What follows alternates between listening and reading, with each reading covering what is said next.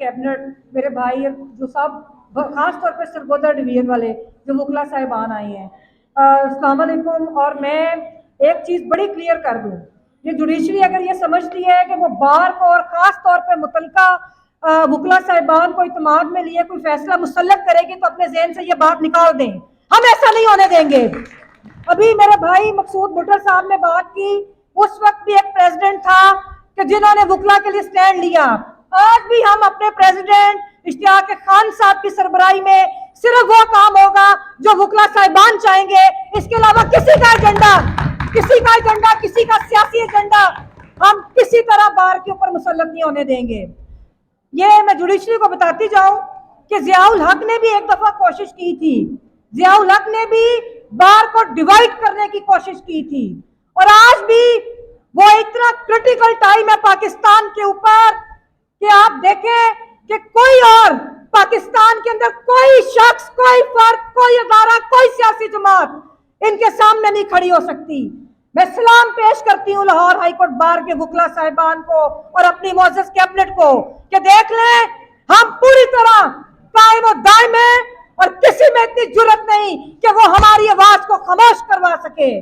मुझे याद आ रहा है हमारे मोअज़्ज़ज़ सदर सुप्रीम कोर्ट बार एसोसिएशन जनाब आबिद जुबैरी साहब ने वकला कन्वेंशन कराया और पूरे पाकिस्तान के वकला उधर आए थे और उन्होंने कहा, हमने रिक्वेस्ट की और उधर हाउस ने मंजूर किया कि हर जुमेरात को वकला तहरीक की तर्ज पे हम लोग हाउस भी करेंगे, वकला अपनी बात भी करेंगे, पाकिस्तान के अवाम, सियासी वर्कर्स और खवातीन जो कैद हैं हम उनके लिए आवाज उठाएंगे। और आप देख लें कि लाहौर हाईकोर्ट बार ने अपनी जिम्मेदारी पूरी की।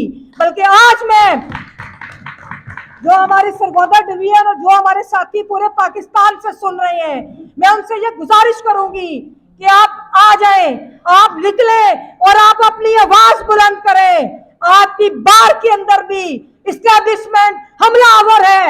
अब ये देख लें जिस तरह इनकी अपनी अपॉइंटमेंट्स की बात हम करते हैं आज कि इनकी अपॉइंटमेंट्स होती हैं, आज तक इनकी अपॉइंटमेंट्स का तरीकाकार स्ट्रक्चर्ड नहीं है।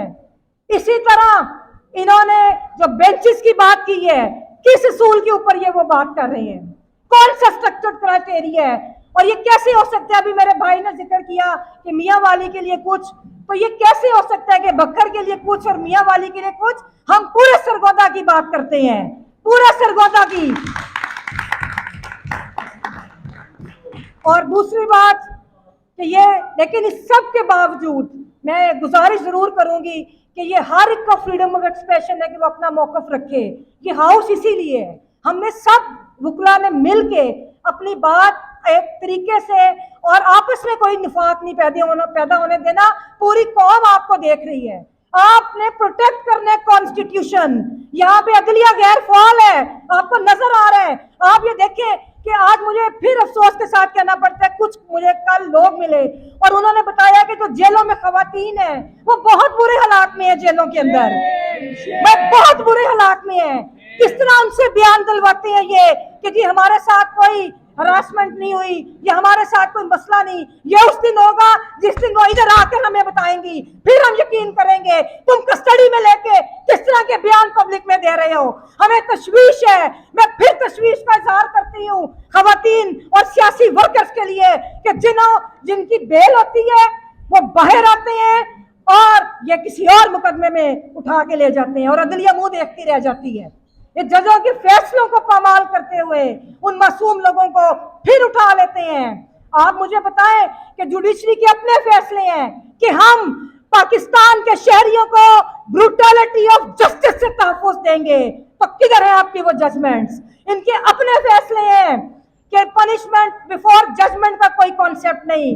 तो ये जिस तरह इन्होंने सियासी वर्कर्स को और खवातीन को खास तौर पे निकल के दोबारा गिरफ्तार करते हैं, तो इसका मतलब ये है कि इस तरह तो कभी कोई बाहर ही नहीं आ सकता। आपने ताहयात इन सियासी वर्कर्स को अंदर भेज दिया है, अफसोस की बात है।